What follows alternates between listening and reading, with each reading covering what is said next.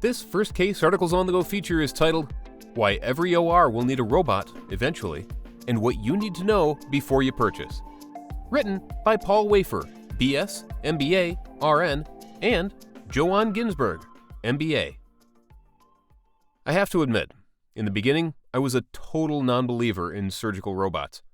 My belief at the time was that with minimally invasive endoscopic procedures, there was no need to spend a large portion of a hospital's capital budget and increase operational expenses on a marketing gimmick. Over time, my views have changed considerably. Once I accepted the fact that robotics was here to stay, I began to understand where there were some advantages for specific procedures to be done robotically. Once a surgeon becomes adept at the use of this technology, it can save time and reduce recovery time for the patient.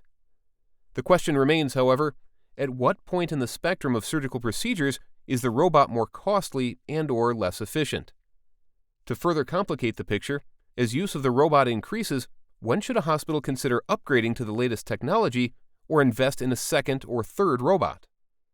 Another factor that has become a major issue for hospitals occurs when they try to recruit a new surgeon, especially, but not exclusively, general, urological, and gynecological surgeons. Most of those specialists are now learning on robots in their residencies and make a robot a condition of being recruited to a hospital.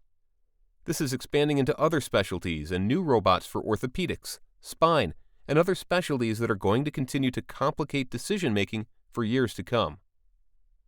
How are you deciding what to do and when? Are you depending on the robotic sales representative to give you the answers?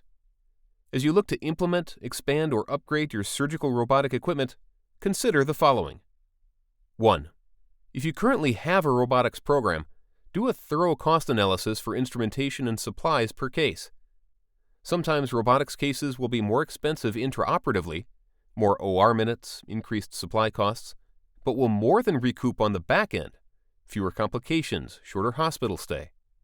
Doing this analysis allows you to not only go into negotiations with the company with eyes wide open, but is also a great exercise for looking at how to lower costs and be more efficient.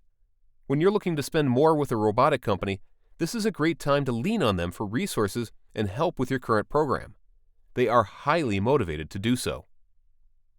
2. Ask the company for hospital references that have been in your similar situation and expanded their technology.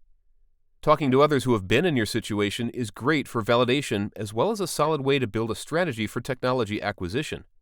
Some basic questions to ask them include, what did you do to ensure success with this technology? What are some lookouts or cautions for us as we approach this endeavor? 3. If you have current surgeons asking for this technology or upgrade, ask them for case volume or increases they will see by acquiring it.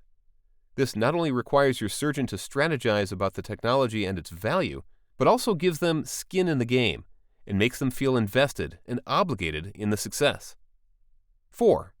How are you going to pay for the equipment? In today's ever-changing technological world, an operational lease or rental program is a good option. Also consider asking the company for some sort of upgrade guarantee if they release a newer model within 6 months or a year of your purchase. 5. If increasing patient and surgical volume is motivation for a robotic technology upgrade, ask the company to gather potential surgeon support from the community. They can be a great marketing force on the ground and are highly motivated to do so. Harness their ambition into tangible increases for your hospital. 6. One of the key elements to robotic technology success is a well-trained and efficient surgical team. Ask the company to send your team to specialized training as a part of your upgrade or purchase. Learning best-case practices will pay dividends for the life of the technology. This piece of the pie is often overlooked and one of the critical parts to success.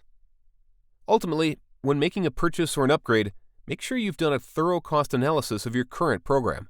Include your surgeon's case commitment and leverage the company for training and marketing resources.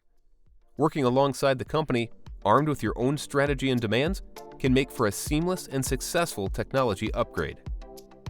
That'll do it for this week's release. As always, thanks for listening to this episode of First Case Articles on the Go.